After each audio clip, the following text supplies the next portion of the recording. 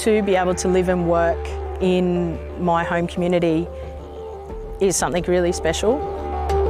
The whole point of the program is to keep people on country. I feel like this is what I'm meant to do because I'm just happy going to work every day.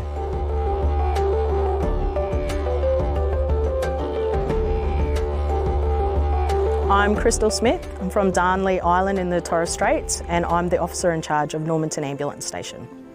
The Indigenous paramedic program meant I was given the opportunity to have a career and give back to the community in which I live and work. The program involves opportunities of access to education and employment, and it offers a bespoke training model where we work towards the individual need and we tailor the training and the work environment around building their skills and capabilities to operate in the pre-hospital frontline emergency setting. The Indigenous paramedic program first and foremost creates that trust in community. People see a familiar face. It might be family members that now respond to the uniform, listen to what we have to say, but also are starting to take on messaging, are trusting advice. The program's designed with a scaffolded learning model, which means that there's several academic milestones for cadets to achieve throughout their progressions of their career. It starts off with a Certificate 4 in healthcare. As cadets progress through, they have access to high levels of study, including a diploma in emergency healthcare, all the way through to a Bachelor of Paramedic Science. I'm Caleb Pigliafiore. I'm a Torres Strait Islander Aboriginal 1 Yugunga Leader man. I'm in the Indigenous paramedic program as an ambulance technician. This is completely new. Before it was just concreting and in the mines.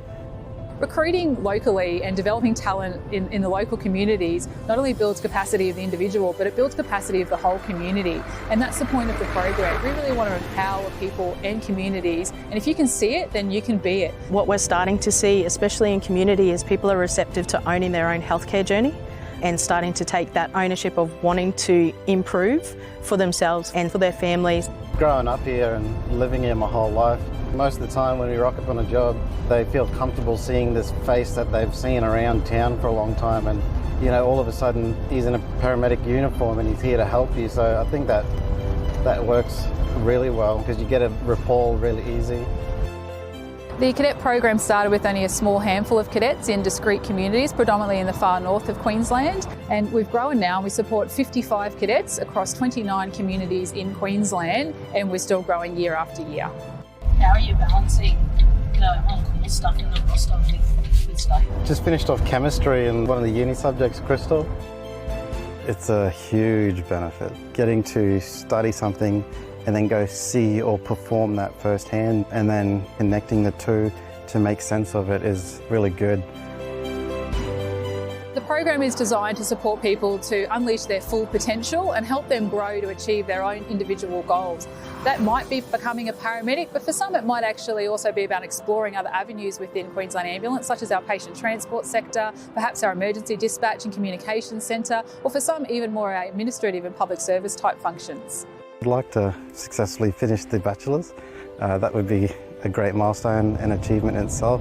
Later down the track, I'll look at doing CCP work, which is critical care paramedics, because I find that interesting, and you know, the learning never stops.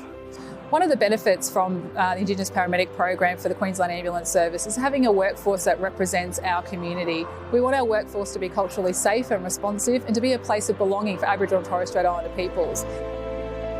Just me being out there helps to show we are capable of doing great things and more, and I hope that will inspire and move and motivate others. I am proud. It's reassuring to see people coming through behind me wanting to aspire and achieve. The value of Indigenous people in their own community is second to none. They're leaders, regardless of rank, regardless of title. They're leaders and pillars in what makes us successful.